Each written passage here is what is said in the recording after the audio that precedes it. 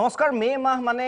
সাধাৰণতে ৰিজাল্টৰ মাহ ৰিজাল্টৰ ঋতু ৰিজাল্টৰ বতৰ আপুনি যিয়ে নকওক কিয় আৰু প্ৰায় প্ৰতি বছৰে এইটো সময়ত একাংশ ছাত্ৰ ছাত্ৰী যি থাকে যথেষ্ট সংখ্যক মেট্ৰিক হায়াৰ ছেকেণ্ডাৰী আৰু বিভিন্ন পৰীক্ষাৰ ফলাফল দিয়ে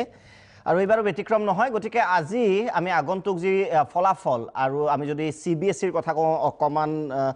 যদি দ্বাদশ শ্ৰেণীৰ ফলাফল ইতিমধ্যে ঘোষণা কৰা হৈছিল কিছু মুহূৰ্তৰ পূৰ্বে দশম শ্ৰেণীৰো ফলাফল ঘোষণা কৰা হ'ল CBSEৰ গতিকে CBSEৰ ইতিমধ্যে দশম আৰু দ্বাদশৰ ফলাফল দিয়া শেষ সেবা আৰু কাউন্সিলেও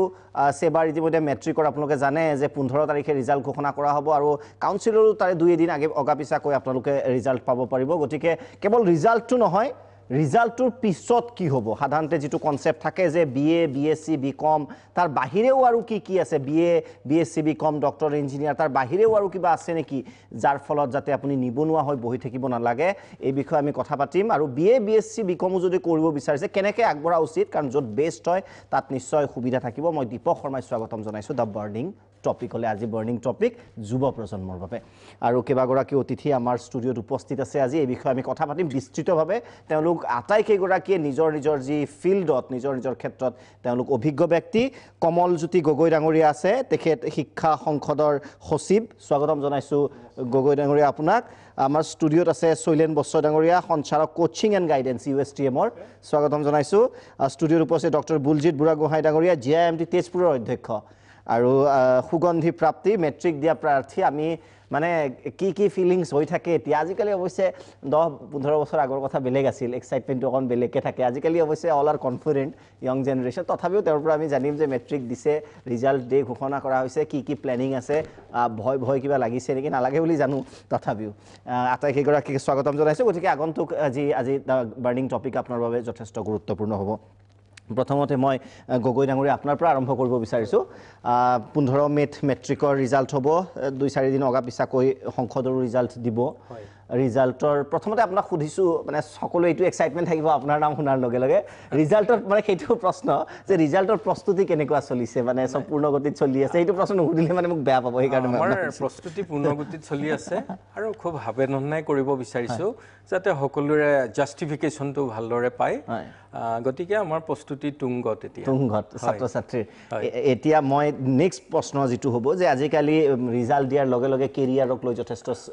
সচেতন হয় এটো বৰ ভাল কথা কনভেনশনাল যেটো আছিল আমি আমাৰ দিনত বহুদিনীয়া মই নহয় তথাপিও মানে BA BCom BSc এনে ধৰণৰ এটা ট্ৰেডিশনাল যেটো কনসেপ্ট আছিল এতিয়া কনসেপ্ট বহুখিনি পৰিমাণে চেঞ্জ হৈছে বিচিত্ৰভাৱে আপোনাৰ পৰা জানিম কিন্তু আপোনাৰ পৰা জানিব বিচাৰিছো যে হাই সেকেন্ডাৰী আৰু বা মেট্ৰিকৰ পিছত পৃথিৱীখন কিমান বহল কিমান পৰিসৰ আছে BA BSc BComৰ বাহিৰে এতিয়া হাই সেকেন্ডাৰীৰ ক্ষেত্ৰত মই কৈছো হাই সেকেন্ডাৰী পাস কৰাৰ পিছত এটো এটা লাইফৰ টাৰ্নিং পইণ্ট লৰা ছোৱালী এটো বৰ ডাঙৰ কথা আৰু লৰা ছোৱালী এই 18 বছৰ বয়সত বিবেকবান হয় তেওঁলোকে নাগৰিকত্ব পায় আপুনি লৰ মানুহ আপুনি জানে যে এই নাগৰিক সিটিজেনশিপ যেতিয়া পালে তেওঁলোকে নিজে কিছুমান সিদ্ধান্ত ল'ব পৰা হয় মই এটা কোনো এইম ঠিক কৰাৰ আগতে এটাই কম মোৰ নিজৰ সন্তান আছে তেওঁলোকে এইম নিজে ঠিক কৰক প্ৰথম আমি গাইড কৰি যাম সমাজখনে তেওঁলোকক পিতৃ মাতৃয়ে বা শিক্ষকসকলে গাইড কৰি যাব এই যে বিবেকবান হল তেওঁলোকে নাগৰিকত্ব পালে এটা বয়সন্ধি কাল তেওঁলোকে যৌৱন আৰু কৈশোৰৰ এটা সংগম স্থল য'ত তেওঁলোকে বহুত ৰঙীন সপোন দেখে বহু কাম কৰিব পাৰে এই সমস্যা অতি গুৰুত্বপূৰ্ণ আৰু মানুহে লাইফ এবাৰে পায়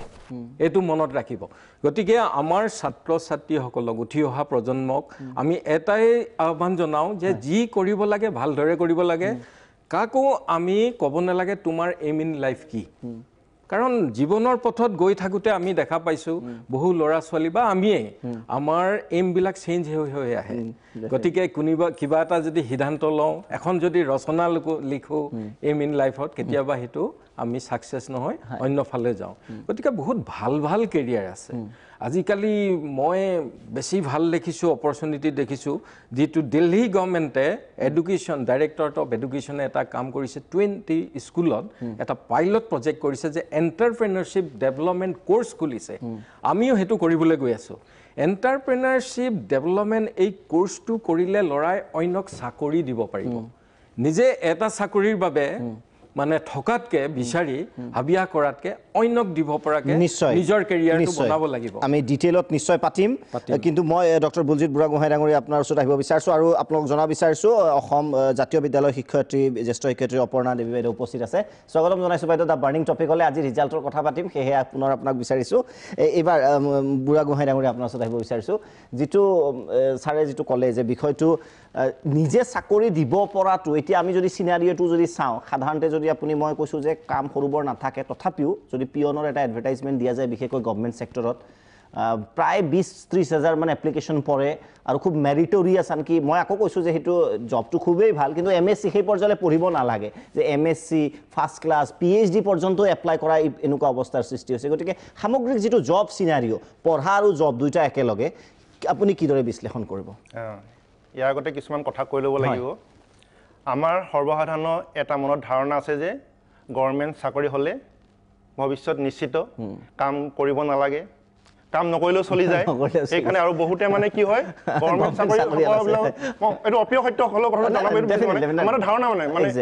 তাৰমানে অসমত কৰিলে গভৰ্ণমেণ্ট চাকৰি কৰিলে ঠিক আছে বাহিৰত কৰিলে যিকোনো চাকৰি কৰিলে মানে যে বেলেগ কৰিলে মানে মনত অলপ বেলেগ দৃষ্টিৰে চাই মানে সেই ধাৰণাটো অঁতৰাবলৈ আচলতে কাম কৰিলে কামৰ কোনো সৰুব নাই আমি সেইটোতো আমি সকলোৱে জানোৱে আৰু কাম কৰিবই লাগিব হাতৰ পাঁচোটা আঙুলি সমান নহয় সকলোৱে হয়তো যোগ্যতা অনুযায়ী হয়তো নাপাবও পাৰে এতিয়া এইটোৱে ক'ব বিচাৰিছোঁ মই প্ৰথম কথা হ'ল ছাৰে যিটো কথা কৈছে লক্ষ্য ঠিক হয় কিন্তু তাৰ আগতে কিন্তু কেনেকুৱা ধৰণৰ পথ আছে সেইটো কিন্তু আমি দেখুৱাই দিব লাগিব সেইটো বিদ্যালয় হওক বা মহাবিদ্যালয় হওক সেইবিলাক পাঠ্যক্ৰমত নাই আচলতে মেট্ৰিক পাছ কৰি কিনো পঢ়িব পাৰি কি কৰিব পাৰি হায়াৰ ছেকেণ্ডেৰী পাছ কৰি কি পাৰি ডিগ্ৰী পাছ কৰি কি পাৰি এইবিলাক আচলতে কোনো পাঠ্যক্ৰমত নাই যদি সম্ভৱ হয় মই ছাৰকো অনুৰোধ জনাইছোঁ যদি এটা যদি চেপ্টাৰ যদি সেই বিষয়ে যদি ৰাখে ভৱিষ্যতে কি কৰিব পাৰি হায়াৰ ছেকেণ্ডেৰী পাছ কৰাৰ পিছত যদি সম্ভৱ নহয় এটা যদি ইনষ্ট্ৰাকশ্যনো দিয়ে বিদ্যালয়বিলাকলৈ যে এনেকুৱা ধৰণৰ বিষয়ে আলোচনা কৰিব লাগে তেতিয়া ভাবোঁ বহুত ছাত্ৰ ছাত্ৰীয়ে পথটো দেখা পাব নহ'লে এতিয়া আপুনি কোৱা নিচিনাকৈ সায়েন্সত ভাল হ'লে ডক্টৰ ইঞ্জিনিয়াৰ সেইটোৱে কম পালে BSc আৰু একেবাৰে কম নম্বৰ পালে কোনোবাই হয়তো আৰ্টছ কমাৰ্চ কিন্তু কথা হ'ল যে আৰ্টছ ছায়েন্স কমাৰ্চ বুলি কথা নাই ভালদৰে পঢ়ি নিজৰ যোগ্যতা প্ৰকাশ কৰিব পাৰিলে সকলোতে কৰ্মসংস্থাপন বা স্বনিৰ্ভৰশীল হোৱা উপায় আছে সেইটোৱে মই ক'ব বিচাৰোঁ মানে নিশ্চয় বৈশ্য ডাঙৰীয়া প্ৰাৰম্ভিক কমেণ্ট এটা লৈছোঁ তাৰপিছত মই প্ৰশ্নসমূহ কৰিম প্ৰাৰম্ভিক কমেণ্টত কি ক'ব মই কেৰিয়াৰ প্লেনিঙৰ ওপৰত গুৰুত্ব দিওঁ একচুৱেলি ক্লাছ 10 হওক 12 হওক যদি ক্লাছ 10 হয় ছাপ'জ আমাৰ এনেকুৱা এটা যিটো কৈছে তেওঁলোকে কৈ আছে যেনেকুৱা যদি চব মাৰ্কছ ভাল পাইছে 10ত চবেই কয় যে ছায়েন্স পঢ়ক নহ'লে আৰ্টছ পঢ়িব যদি মাক দেউতাকে কিবা বিজনেছৰ লগত ৰিলেটেড কৰি কমাৰ্চ পঢ়িব এইখিনিতে মই অকণমান ইণ্টাৰপ্ৰেট কৰিম ছ'চিয়েল যিটো ছ'চিয়েল ষ্টিগমাটো মই অকণমান কৈ লৈছোঁ সাধাৰণ মই একদম খুব এডুকেটেড ক্লাছটোৰ বাদে যেতিয়া যে কয় কি ৰিজাল্ট হৈছে ফাৰ্ষ্ট ডিভিজন 4টাত লেটাৰ তাৰপিছত যদি আপুনি আৰ্টছত লয় ফাৰ্ষ্ট ডিভিজন 4টাত লেটাৰ পাই আৰ্টছত লৈছা এনেকুৱা ধৰণৰ মানে এক্সপ্ৰেছন ওচৰ চুবুৰীয়াৰ পৰা আহে এইটো মানে প্ৰেক্টিকেলি হয় সেইটো বস্তুটোৱে এতিয়া সেইকাৰণে মই কৈছোঁ কেৰিয়াৰ প্লেনিংটো ইম্পৰ্টেণ্ট হয় তাৰ কাৰণে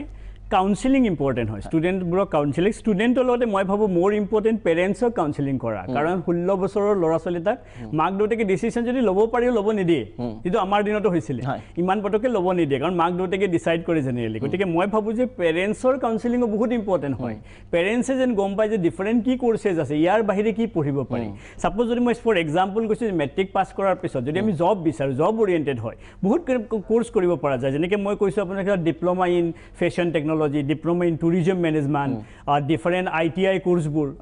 কোৰ্চবোৰত আজিকালি বহুত জব অৰিয়েণ্টেড হয় যিটো গভৰ্ণমেণ্ট অফ ইণ্ডিয়াৰ স্কিল ডেভেলপমেণ্টৰ কোৰ্চবোৰক ইম্পৰ্টেঞ্চ দি আহিছে গতিকে তেওঁলোকে জানিব লাগে যে কি কোৰ্চ এভেইলেবল হয় তাৰ কাৰণে মই ষ্টুডেণ্টগৰাকীটো 16 বছৰ নাজানিব গতিকে যেন মাক দেউতাকে যেন অলপ খবৰ ৰাখে যে কি কেনেকুৱা ধৰণৰ কোৰ্চ আছে বা কি পঢ়িলে আমি জব পাম কাৰণ এনেকুৱা নহয় যে অকল ডিগ্ৰী কৰিলে নহ'ব এইটো আজিৰ পৰা 30 বছৰ আগতে চাগে এনেকুৱা হৈছিল যে পষ্ট গ্ৰেজুৱেশ্যন কৰিলে তাক মাতি আনি কোনোবাই জব দিছিল আজিকালি এনেকুৱা হ'ব যে 10টাৰ ভিতৰত 9টাই পষ্ট গ্ৰেজুৱেশ্যন কৰি কমপ্লিট কৰি থৈছে কাৰণ এতিয়া জবৰ কম্পিটিশ্যন আছে আৰু লগতে এটা আপুনি বহুত ভাল বস্তু কৰিছে মই এইটো বস্তু নিজে দেখিছোঁ যোৱাবাৰ যিটো ছেক্ৰেটেৰিয়েটত এনেকুৱা ক্লাৰিকেল লেভেলত জব ওলাইছিলে তেতিয়া দেখিছোঁ এনেকুৱা ইঞ্জিনিয়াৰে এপ্লাই কৰিছে PhD কৰা ষ্টুডেণ্ট এপ্লাই কৰিছে আৰু নাম্বাৰটো বহুত বেছি এনেকুৱা যদি ভেকেঞ্চি যদি 300টা আছে প্ৰায় 50,000 60,000 ল'ৰা কিন্তু সিহঁতৰ অপশ্যন নাই একচুৱেলি মই এনেকুৱা PhD কৰা ষ্টুডেণ্ট লগ পাই মই সুধিছোঁ যে তোমাৰ কাৰণে জব নহয় কৈছে নহয় ছাৰ কিবা এটা পালে এটলিষ্ট সোমাই লওঁ জব এটা মা দেউতাই কিন্তু বিচাৰিছে এইটো গোটেই ৱেষ্টেজ অফ মেন পাৱাৰ বুলি মই ভাবো সেইটো যদি PhD লৈ যদি গতিকে এইটো ইম্পৰ্টেণ্ট হয় আমি যেন এটা এৱাৰনেছ এটা ক্ৰিয়েট কৰিব পাৰিছো অপৰ্ণা বাইদেউ আপোনাৰ ওচৰত আহিব বিচাৰিছোঁ প্ৰথম প্ৰশ্ন অসম জাতীয় বিদ্যালয় মানে ৰিজাল্টৰ কথা যিহেতু পাতি আছোঁ মেট্ৰিক হাই ছেকেণ্ডেৰী দিব মেট্ৰিকৰ 15 তাৰিখে দিব কলেজ স্কুলত নিশ্চয় লাহে লাহে আৰু উৎসৱমুখৰ পৰিৱেশ টেনশ্যন নহয় ঠিক এটা এক্সাইটমেণ্টটো আহিছে যে অসম জাতীয় বিদ্যালয় মই আকৌ কৈছোঁ যে পজিশ্যনে একো সলনি নকৰে তথাপিও এটা ছেটিছফেকশ্যনৰ বাবে থাকে কেনে পৰিৱেশ প্ৰথম সেইটো কওক অসম জাতীয় বিদ্যালয় অন্যতম অগ্ৰণী শিক্ষানুষ্ঠান অসমৰ গতিকে ৰাইজে জানিব বিচাৰিব অসমৰ ৰাইজে তাৰমানে এনেকুৱা আৰু যে অন্য বিদ্যালয়ত যিদৰে এটা পৰিৱেশৰ সৃষ্টি হয় যে ৰিজাল্টৰ কথা যেতিয়া ঘোষণা হৈছে ফলাফল 15 মেত ঘোষণা কৰা হ'ব তেতিয়া আমাৰ চিন্তা হয় যে কি হ'ব এইটো সাধাৰণ কথা স্বাভাৱিক কথা আৰু লগত মানুহৰ আশাৰটো সীমাই নাই আমি খুব ভাল হ'ব বুলি আশা কৰি আছোঁ আৰু সদায় হোৱাৰ নিচিনাকৈ এক ধৰণৰ ফলাফল যে হ'ব সেইটো কথাত আমি প্ৰায় নিশ্চিত তাৰ পিছতো আমি এটা কথা খুব মানে ভাবোঁ যে কোনো ধৰণৰ যাতে খেলি মেলি সৃষ্টি নহয় সেইটো আটাইতকৈ ডাঙৰ কথা কাৰণ এই কোমল বয়সীয়া ল'ৰা ছোৱালীবিলাকে যেতিয়া নিজৰ ৰিজাল্ট যি ধৰণে আশা কৰে ঠিক সেই ধৰণে যেতিয়া নহয় বৰ দুখ পায় আৰু সেই কথাটো আচলতে শিক্ষক হিচাপে সহ্য কৰাও টান হৈ পৰে অভিভাৱকসকলৰ লগতে গতিকে মানে এতিয়া আমি এইটোলৈ বাট চাই আছোঁ আৰু একো ধৰণৰ অসুবিধা নোহোৱাকৈ খুব সুন্দৰকৈ ফলাফল ঘোষণা হওক আৰু এইখিনিতে সচিব ছাৰো উপস্থিত আছে আমি এটা কথা কৈছোঁ এইবাৰ হাইস্কুল শিক্ষান্ত পৰীক্ষাই হওক বা উচ্চতৰ মাধ্যমিক পৰীক্ষাই হওক সুকলমে পাৰ হৈছে সেইটো এটা বৰ ভাল কথা গৈছে ভাল গতিকে ষ্টাৰ্টিং ৱেল এণ্ডিংটো ভাল হ'ব বুলি আমি আশা কৰিছোঁ আমি এক্সপেক্ট কৰিছোঁ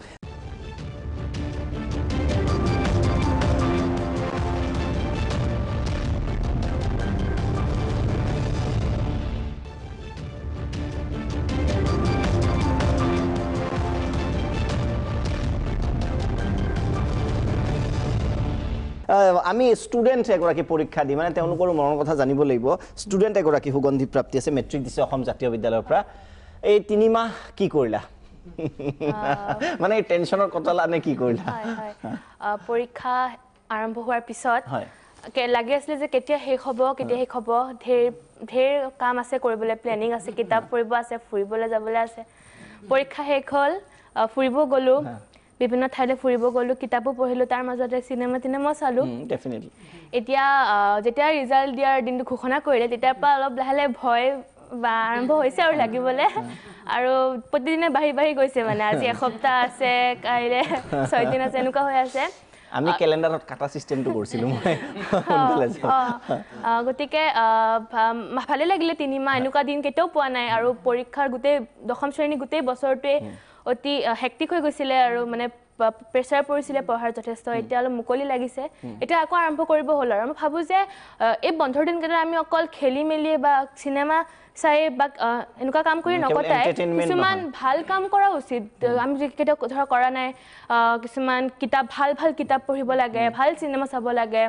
ফুৰিব গ'লে দুই এটা লেখা লিখিব লাগে কিতাপ গতিকে এনেকুৱা কামো কৰা উচিত বুলি মই ভাবোঁ আৰু কৰিছোঁ মানে ইউটিলাইজ হয় তেতিয়া মই হাই ছেকেণ্ডেৰীৰ পিছত মই আকৌ কৈছোঁ আজি BA BSc BCom টো আমি অকণমান বাদ দিওঁ জানে চবে কোন কলেজত এডমিশ্যন ল'ব কোন কলেজত পাব তাৰ বাহিৰেও আৰু কি অপৰচুনিটি আছে আৰু নিজকে যে ফিট ধৰক মই এই কোৰ্চটোৰ কাৰণে ফিট সেইটো কেনেকৈ জানিব ছাত্ৰ ছাত্ৰী সেইটো অকণমান আপুনি যদি এইটো বৰ ভাল কথা কৈছে আপুনি আমি এই যে কৈশোৰ আৰু যৌৱনৰ যিটো সন্ধিক্ষণ সেই সময়ছোৱাত আমাৰ ছাত্ৰ ছাত্ৰী বা ল'ৰা ছোৱালীসকলৰ এটা ইগো জন্ম হয় এই ইগোটোক আমি জ্যেষ্ঠসকলে বা সমাজে কিন্তু সন্মান জনাব লাগে সন্মান জনাই তেওঁলোকে কি পথ বাছি ল'ব কেনেধৰণে আগবাঢ়ি যাব তেওঁলোকৰ মেৰিট তেওঁলোকৰ নিজা চইচ এইটো নিৰ্ভৰ কৰে আমি পেৰেণ্টছসকলে জবৰদস্তি কৰি তেওঁলোকক কিন্তু কিবা এটা এইটোৱে কৰ তুমি ফাৰ্ষ্ট ডিভিজন পালা ষ্টেণ্ড কৰিলা তুমি ছায়েন্স পঢ়া তুমি আমুক হ'বা এইটো কথা নহয় মই নিজৰ সন্তানৰ ক্ষেত্ৰতো চাইছোঁ কেৰিয়াৰবিলাক নিজে চইচ কৰিবলৈ লৈছোঁ কৰি তেওঁলোকে ইয়াত কোৰ্চবোৰ পৰা নাই মোৰ ল'ৰাই গৈ ইণ্টেলিজেঞ্চ পঢ়িছেগৈ দিল্লীত গৈ তেওঁ সেইটো লাইনত ভাল অপৰচুনিটি পাইছেগৈ মই কৈছোঁ নিজে কৰা কিন্তু আৰু তাৰোপৰি ভাল কিছুমান কৰেও কিছুমানে JEE ক্লিয়াৰ কৰে কিছুমানে AIE কৰে আকৌ NEET কৰে কিন্তু তাৰোপৰিও কেইটামান কৰিব লগা আছে আফটাৰ +2 হেতু হল তেওঁলোকে IIC বেংগলোৰ এন্ট্ৰেন্সবিলাক দিবগে পাৰে হেতু হুকিয়াকে হয় বা জিকমাৰ বা এইমছৰ এন্ট্ৰেন্সবিলাক হুকিয়াকে দিবলে এই কথাবোৰ আমাৰ অসমৰ কিছুমান গাঁৱৰ ল'ৰাই বৰ ভালকৈ নাজানে যিসকলে কেৰিয়াৰ কাউন্সিলিং লগত জড়িত হয় তেওঁলোকে কৰে এইখিনিতে আপোনালোকৰ যোগেদি মই এটা আহ্বান জনাওঁ আমাৰ বিদ্যালয় মহাবিদ্যালয়ৰ সকলো শিক্ষকে কেৰিয়াৰ কাউন্সিলিং নিজৰ বিদ্যালয়ত ক্লাছৰুমত যাতে কৰি থাকে আমি গোটেই ক্লাছটো ৰুটিনত দিবগে নোৱাৰিব পাৰোঁ কিন্তু কিছুমান ষ্টেপছ আমি হায়াৰ ছেকেণ্ডেৰী কাউন্সিলে লৈছোঁ এতিয়া ৱৰ্ল্ডৰ বা আমাৰ ইণ্ডিয়াৰে এটা ভাল টপ মোষ্ট অপৰচুনিটি থকা কেৰিয়াৰ হ'ল একাউণ্টছত চাৰ্টাৰ্ড একাউণ্টছত যদি তেওঁলোকে ভাল এইটো এটা ভাল তেওঁলোকৰ কোনোদিন মৰণ নাই তাতো বহুত কোৰ্স আছে এইবিলাক কাউন্সিলিং কৰিলে ওলাব তাৰপিছতে আমাৰ বৈশ্য ডাঙৰীয়া কৈছিলে ফেশ্বন ডিজাইনিং এইটো বহুত ভাল অপৰচুনিটি আছে ইয়াত অকল যে মানে নিজকে প্ৰদৰ্শন কৰিম সেইটো ফেশ্বন আৰু বহুত কাম আছে এইবিলাক কৰিব লাগে তাৰোপৰি আৰ্ম ফ'ৰ্চত কিছুমান কম মেধা ল'ৰা ছোৱালী গ'লে তেওঁলোকে ফিউচাৰ বনাব পাৰে ফিউচাৰ কেনেকৈ বনাব স্কিল ডেভেলপমেণ্ট মানে উইদিন 35 ইয়াৰ্ছ ডেভেলপ কৰি আকৌ অন্য এটা জবলে তেওঁলোকে যাব পাৰে আজি যিটো আপুনি জব কৰিছে এইটোতো আৰ্ম ফ'ৰ্চৰ পৰা ৰিটায়াৰমেণ্ট কৰিও এইটো জব কৰিব পাৰে কিন্তু স্কিল ডেভেলপমেণ্ট মই দেখিছোঁ কম মেধা ল'ৰা ছোৱালীৰ কাৰণে আৰ্ম ফ'ৰ্চত অকল NDAতে যোৱা বুলি কথা নহয় আৰ্মি মেডিকেল সায়েন্স মানে তাতো পঢ়িলে কিন্তু তেওঁলোকে ভাল ভাল চাকৰি ল'ব পাৰে তাৰোপৰি মই আপোনালোকক কেইটামান কথা ক'ম সেইটো হ'ল এডভেঞ্চাৰাছ জবত যদি আমাৰ ল'ৰা ছোৱালীয়ে আফটাৰ কমপ্লিশ্যন অফ মানে +2 তেওঁলোকে মেৰাইন ইঞ্জিনিয়াৰিং কৰক বহুত ভাল অপৰচুনিটি আছে IT সফটৱেৰ ইঞ্জিনিয়াৰিং এতিয়া যদি কৰে তেওঁলোকে এনেকুৱা পেকেজ পাব নট লেছ দেন মানে 10 বছৰ যদি অভিজ্ঞতা হয় তেওঁলোকে 20 লাখ টকাৰ পেকেজত কাম কৰিব পৰা অপৰচুনিটি হ'ল আজি গভৰ্ণমেণ্ট জবলে ইমান বিচাৰে মই আচৰিত হওঁ আটাইতকৈ বেছি বেনিফিটেড হ'ব বেছিকৈ কৰ্পৰেট জবলে যাবলৈ আপুনি কৰ্পৰেট জবত যাবলৈ হ'লে ল'ৰা ছোৱালীয়ে কৰ্পৰেট লয়াৰ্ছ যদি হয় তেওঁলোকৰটো আৰু ভাল আৰু বেছি পেকেজতহে কাম কৰিব লগা হয় আমাৰ মানে কিছুমান Indian Institute of Speech Science and টেকন'লজিত যদি কোনোবাই কৰিব বিচাৰে চাওক ইণ্ডিয়াই 2017ত 105টা ছেটেলাইট এখন জানেৰে থৈছিল ইণ্ডিয়াৰ স্পেচৰ ক্ষেত্ৰত কিমান কাম কৰিব পাৰিছে গতিকে এনেকুৱা ইনফৰমেশ্যনবিলাক গেডাৰিং কৰিলে আমাৰ ল'ৰা ছোৱালীয়ে ভাল ভাল চোকা ল'ৰা ছোৱালী যিবিলাক আছে Indian Institute of Speech Science and টেকন'লজিত জইন কৰকগে ইণ্ডিয়াই ৱৰ্ল্ডৰ ভিতৰত এখন কাণ্ট্ৰি আছিল যি 105টা ছেটেলাইট পঠিয়াব পাৰিছিল আকৌ ভাবি চাওক স্পেচ ক্ৰাফ্ট এখন 2000 চনত পঠিয়াইছিল মংগল গ্ৰহলৈ হলিউডৰ এখন চিনেমা বনোৱাৰ যিটো খৰচ পৰে সেই খৰচতে ইণ্ডিয়াই তেনেকুৱা কাম কৰিছে মই এনেকুৱা কামবিলাকতো ফিজিক্স কেমেষ্ট্ৰি বা মেথছত যিবিলাক চোকা চোকা ল'ৰা ছোৱালী আছে তেওঁলোকৰ ইচ্ছা আছে স্পেচত কাম কৰিলে তেওঁলোকে এইবিলাক অধ্যয়ন কৰক কেৰিয়াৰ কাউন্সিলিং কৰক ইমিডিয়েট তেওঁলোকে পঢ়াৰ নিজে মনটো মেলক মই ভাবিছোঁ অসমৰ ল'ৰা ছোৱালী এতিয়া ইমান মানে পাছ পৰি থকা নাই তেওঁলোকে বিভিন্ন ক্ষেত্ৰত পঢ়িবলৈ গৈছে আৰু মই থুৰতে আপোনাক কৈ থওঁ আমি কিছুমান কম মেধা ল'ৰা ছোৱালীৰ সেইটো মই এটা ল'ম আপোনাৰ পিছত ল'ম মানে এইটো এটা পাৰ্টত যে এইখিনি আপুনি যিখিনি ক'লে ধৰক একাডেমিকেলি মই আকৌ কৈছোঁ যে মেধা আৰু মেধা পঢ়াৰ ক্ষেত্ৰত মেধা 2-3 ধৰণৰ হ'ব পাৰে কোনোবা যদি খেতি মোৰ ধাৰণা খেতি কৰাত যদি পাৰ্গত তেওঁকো মেধা বুলি ক'ব পৰা যায় মানে খেতিৰ মেধাটো তেওঁ আছে যিটো হয় নম্বৰৰ মেধাটো হয়তো নম্বৰ বেছি পোৱাজনক আপুনি খেতি কৰিব লগাই দিব সি নোৱাৰিব পাৰে কিছুমান আছে খুব যন্ত্ৰপাতি একেলগে গোট খুৱাই কিবা এটা বনাই দিয়ে পুতুকে মই তেওঁকো মেধা বুলি ভাবোঁ দেই মই কথাটো মই সেই গতিকে একচুৱেলি এই কথাটো আপুনি ঠিকই কৈছে মাজতে মই কৈছোঁ আমাৰ শিক্ষকসকলে গোটেই বছৰটোত ছাত্ৰজনৰ বিষয়ে জানি যায় তেখেতসকলে কেৰিয়াৰটো সেই এবছৰৰ ভিতৰত কৈ দিব লাগে তুমি ভালকৈ খেতি কৰিবাচোন এজন ভাল ফাৰ্মাৰ হোৱা দিল্লী এয়াৰপৰ্টত মই এজন ফাৰ্মাৰ পালোঁ বোলে আপুনি কি কৰে মই এনে সুধিলোঁ হিন্দীতে তেওঁ কৈছে মে কিষাণ হওঁ ইমান গৌৰৱেৰে কৈছে এনেকুৱা কথা অসমীয়া ল'ৰাই ক'ব পৰা হওক না লাজ কৰে আৰু খেতি নকৰে গতিকে এই কম নম্বৰ মাৰ্কশ্বিটত নম্বৰ কম পোৱাসকলৰ বাবে কি কি অপৰচুনিটি আছে সেইখিনিও জানিম আপোনাৰ পৰা কিন্তু আপোনাৰ পৰা জানিব বিচাৰিম মই কিহত ফিট সেইটো কেনেকৈ ডিছকাশ্যন কৰিব কেনেকৈ নিজকে উদ্ভাৱন কৰিব যে মই আমুক কামটোহে পাৰিম আহিছে আজিকালি এনেকুৱা টেকন'লজি আহিছে আজিকালি কাউন্সিলিং কাউন্সিলিঙত মই কৈ দিছোঁ যিহেতু মই তাৰ লগত ৰিলেটেড আজিকালি এনেকুৱা কাউন্সিলিঙৰ এটা ছেশ্যন থাকে কিছুমান কুৱেশ্যনছ থাকে কিছুমান বস্তু তেওঁলোকক কৰিব দিয়া যায় তাৰ পৰা তেওঁলোকে কি কৰিব বিচাৰে বা তেওঁ কি হ'ব বিচাৰে গম পোৱা যায় ডেফিনেটলি আৰু লগত এইটো এটা বস্তু আছে যে এটা ষ্টুডেণ্ট এটা ধৰক যে 18 বছৰ হ'বগৈ তেওঁলোকে তেওঁ লাইকনেছটো গম পায় খালি প্ৰব্লেমটো এনেকুৱা যে আমাৰ ছ'চাইটিটো চলি আছে ট্ৰেডিশ্যনেল গতানুগতিক কিছুমান কোৰ্চ চলি আছে ধৰক চবেই কৰি আছে গতিকে আমি যদি ষ্টুডেণ্টবোৰক ডিফাৰেণ্ট টাইপৰ প্ৰফেশ্যনত পঠাব পাৰোঁ কাৰণ কথাটো এনেকুৱা এখন ছ'চাইটি চলাব লাগিলে অকল ডক্টৰ ইঞ্জিনিয়াৰে চলাব নোৱাৰে কাৰণ ডিফাৰেণ্ট টাইপৰ প্ৰফেশ্যনেলছ এখন ছ'চাইটিত লাগিব আৰু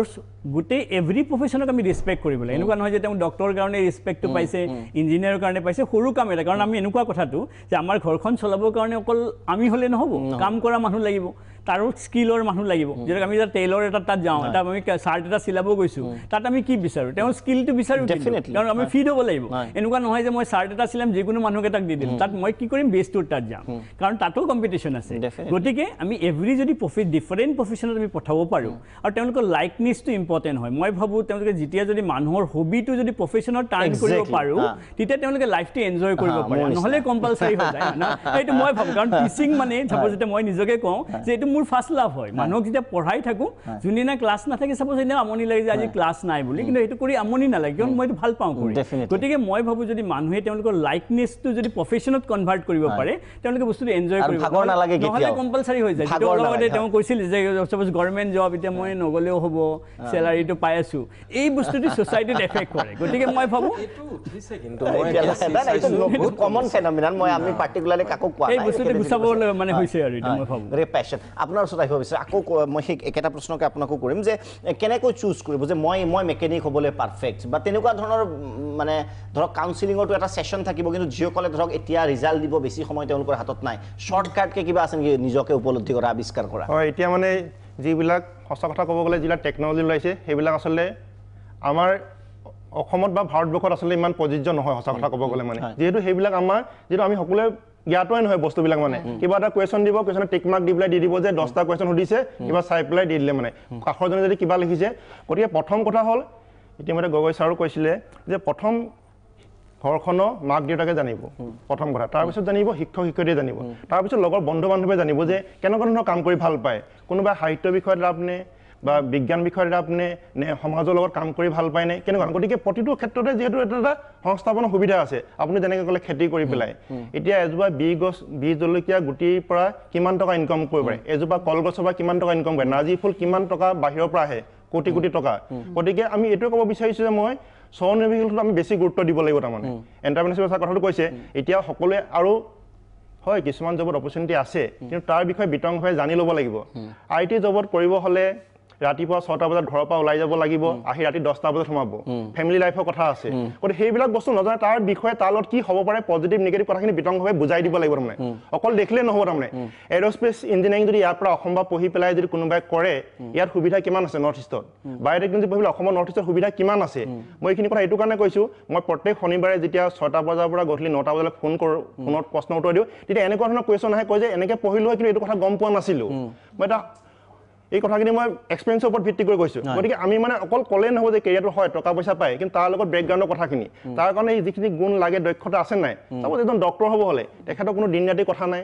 তেখেতৰ তাত ধনী দুখীয়া কথা নাই ৰোগী চিকিৎসা কৰোঁতে এজন ধনী এজন দুখীয়া এজন ডকাইত গতিকে সেই মানসিকতা আছে নাই এজন IAS অফিচাৰ হ'লে তেখেতে ৰাতি 12টা বজাত ক'ৰবাত গণ্ডগোল হ'লে যাব লাগিব গতিকে সেই বস্তুখিনি তাৰ লগতে কিন্তু দেখি পেলাই এতিয়া নিশ্চয় বাতৰি কাকত পেপাৰে পত্ৰই বা সংবাদ মাধ্যমত ওলাই আছে যে শিক্ষা প্ৰতিষ্ঠানবিলাকৰ পৰা প্ৰতি মাহতে কিছুমান দুৰ্ঘটনা ঘটিব গৈ আছে নহ'বলীয়া ঘটনা মানে সেইবোৰ কি কাৰণে হৈছে তাৰো বিশ্লেষণ আমি কৰিলে ভাল হয় তাৰমানে নিশ্চয় নিশ্চয় বিৰতিৰ সময় হৈছে মই আকৌ ছাজেষ্ট কৰিব লগাকৈ নাই এওঁলোকৰ পৰা মন্তব্য লৈছোঁ কিন্তু এটা বিষয় মই ক'ম উত্তৰটো মই শুদ্ধ ল'ম যিসকলে এইখিনি মেধাৰ কথা ক'লে যিসকলে হাই ছেকেণ্ডেৰী আৰ্টছত বা ছায়েন্সত বা কমাৰ্চত পাছ কৰি এনে BA পঢ়াৰ কথা ভাবিছে এনে BA পঢ়া আপোনালোকে বুজিছে হয়তো এনে কলেজত এডমিশ্যন নাম লগাইছোঁ কলেজ যাম মোৰ বোধেৰে তেওঁলোকে কলেজত 3 বছৰ গগৈ ডাঙৰীয়াই খুব ভাল কথা কৈছিল যে জীৱনৰ আটাইতকৈ গুৰুত্বপূৰ্ণ য'ত আপুনি মেণ্টেলি ফিজিকেলি ইম'শ্যনেলি আৰু ফিট এনাফ সেইটো সময়ত আপুনি এনে এডমিশ্যন নল'ব গতিকে এনে এডমিশ্যনলৈ কি কৰিব এওঁলোকৰ পৰা জানিম বিৰতিৰ পিছত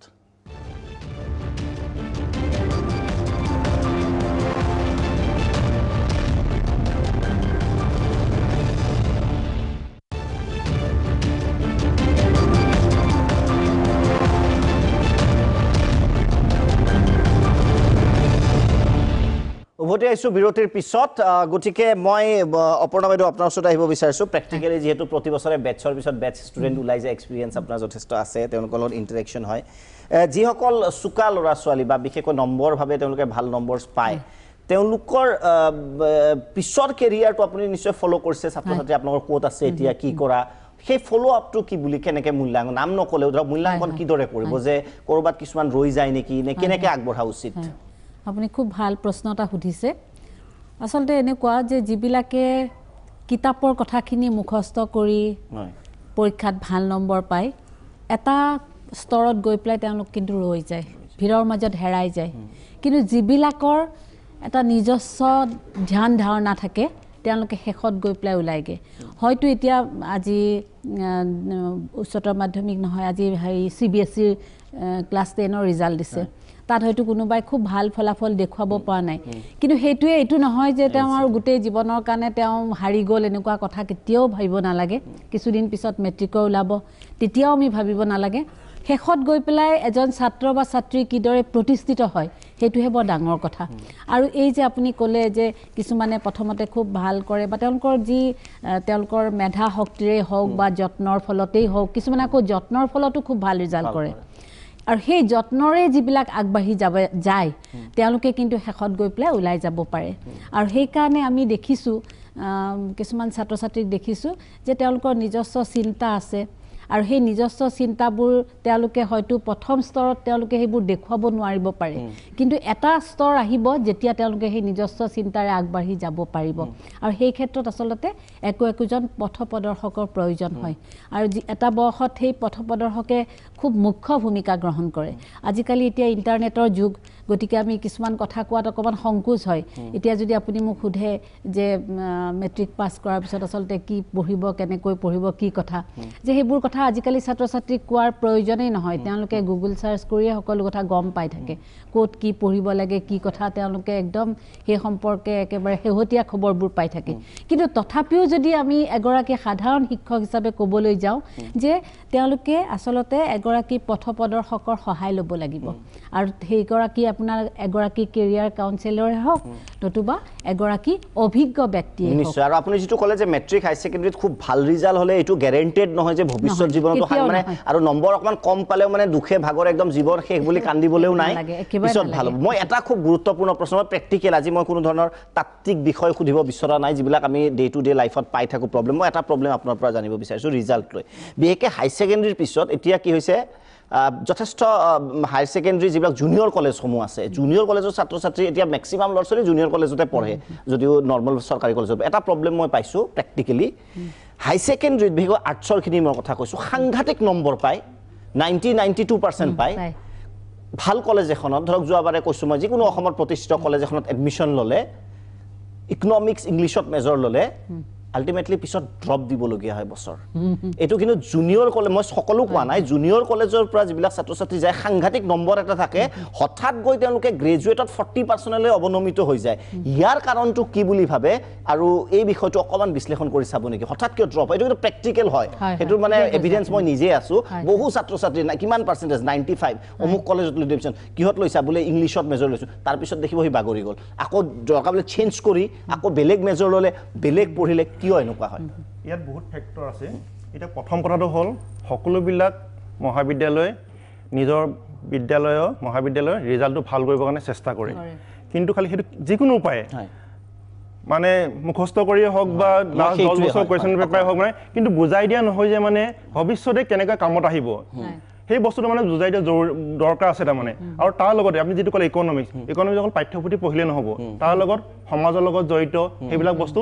গ্ৰেজুৱেশ্যনৰ পৰিসৰটো বহল কৰিব লাগিব গতিকে মানে বহুতে ভাবে যে আৰু তাততো যিটো হায়াৰ ছেকেণ্ডেৰী লেভেলত যিখিনি কোৰ্চ তাততো বহুত ডাঙৰ কোৰ্চ হয় গতিকে সেইখিনিতো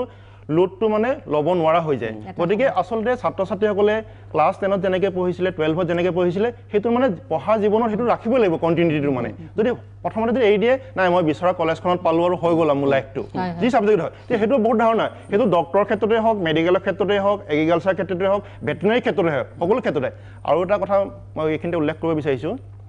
আমাৰ ছাত্ৰ ছাত্ৰী বা অভিভাৱকসকলে যিবিলাক পৰীক্ষাৰ কাৰণে বা কলেজৰ প্ৰস্পেক্টাছখন ভালদৰে খৰচি মাৰি পঢ়ি নাচায় এ টু জেড এতিয়া কালি আমাৰ GIMP তেজপুৰত নিট এক্সামটো হৈছিলে তাত বহু সংখ্যক পৰীক্ষাৰ্থীয়ে ফটো আইডেন্টি প্ৰুফ এটা আনিব লাগে সেইটোৱে অনা নাই ইমান এটা ডাঙৰ পৰীক্ষা দিব গৈ আছে মানে সেইখিনি মানে 10টা মান পইণ্ট আছে যিকোনো এটা আনিলে হয় আইডেন্টি প্ৰুফ এটা ফটো আনিব সেইটো বস্তু অনা নাই মানে ইমান মানে পঢ়িছে অকল পঢ়িলে নহ'ব তাৰ লগত পেৰেলেলি কিছুমান বস্তু জানিব লাগিব মানে সেই বস্তুখিনি চাব লাগিব এইটো যে মই এইটোৱে বিচাৰিছোঁ যিকোনো বিজ্ঞাপন পৰীক্ষাৰ বিজ্ঞাপনে হওক স্কলাৰশ্বিপৰ বিজ্ঞাপনে হওক চাকৰি বিজ্ঞাপন প্ৰতিটো শব্দ এটো যে যাতে খৰচি মাৰি পঢ়ি নিশ্চয় নিশ্চয় মই এটা প্ৰশ্ন সুধিম বিশেষকৈ মেট্ৰিক বা হাই ছেকেণ্ডেৰী সময়ত যথেষ্ট ছাপোৰ্ট ছিষ্টেম পোৱা যায় মানে পঢ়াৰ সময়ত মই যিটো কৈছোঁ টিউশ্যন হওক বা টিচাৰসকলে খুব গুৰুত্ব দিয়ে আকৌ সেই তুমি এতিয়া যথেষ্ট এটা ছাপোৰ্ট সকলো এটা ছাপোৰ্ট ছিষ্টেমৰ মাজত থাকে অভিভাৱকেও বহুত ক্ষেত্ৰত সহায় কৰি দিয়ে কিন্তু যেতিয়া গ্ৰেজুৱেট লেভেলত গুচি যায় যিটো কেৱল এই ছাপোৰ্ট ছিষ্টেম মানে এইটো লেচনৰ পৰা মই 20টা প্ৰশ্ন দিলোঁ ইয়াৰ ভিতৰত 8টামান আহিব পাৰে পূৰা মুখস্থ কৰি গ'ল সেইজন ছাত্ৰ ছাত্ৰীয়ে 90+ পালে হাই ছেকেণ্ডেৰী ঠিক আছে কিন্তু তেওঁ সামগ্ৰিক জ্ঞানটো ক'ৰবাত থাকে নেকি নে বুজি পাই পঢ়াটোত মজা বেছি থাকে মই সৰুৰ পৰাই মানে ঘৰৰ পৰা ছাপোৰ্ট অতি বেছিকৈ পাইছোঁ কেতিয়াও মোক কোনো বিষয়তে জোৰ দিয়া হোৱা নাই আৰু ময়ো ব্যক্তিগতভাৱে ভাবি মানে মন কৰিছোঁ যে এতিয়া কিতাপখন থৰলি পঢ়িম তেতিয়া ধৰক অসমীয়াৰ এটা পাঠ সেই পাঠটো পঢ়াৰ পিছত কথাখিনি যেতিয়া বুজি পাম ভালকৈ নম্বৰৰ কথা নাভাবিম আমি তেতিয়া আমি ভাবিম অকল পৰীক্ষাৰ কথা নাভাবিম আমি অকল যেতিয়া ভাবিম যে কি আছে পাঠটোৰ লগৰ লগত আলোচনা কৰিম যে এইটো প্ৰশ্ন কেনেকৈ লিখিছ দেখাচোন বা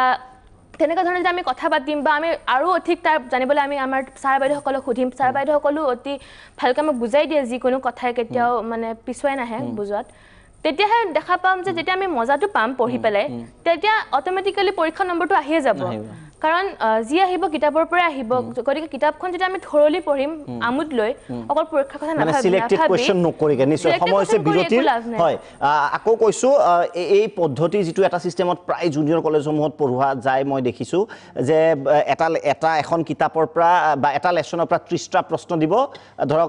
চিপাহী বিদ্ৰোহ কেতিয়া হৈছিল এটা সৰু প্ৰশ্ন চিপাহী বিদ্ৰোহ তেওঁ মুখস্থ কৰি যাব 1957 সেইটো জানিব কিন্তু চিপাহী বিদ্ৰোহৰ বেকগ্ৰাউণ্ডটো কিয় হৈছিল চিপাহী বিদ্ৰোহ সেই যিটো বুজাবলৈ মানে জুনিয়ৰ কলেজৰ সময় বাবে নাথাকে কাৰণ আমি ছাত্ৰ ছাত্ৰীক ভাল নম্বৰ পোৱাব লাগে গতিকে সেই ছাত্ৰ ছাত্ৰীৰ পিছত ক'ৰবাত নহয় ক'ৰবাত কিন্তু অসুবিধা হয় বিৰতিৰ পিছত উভতি আহে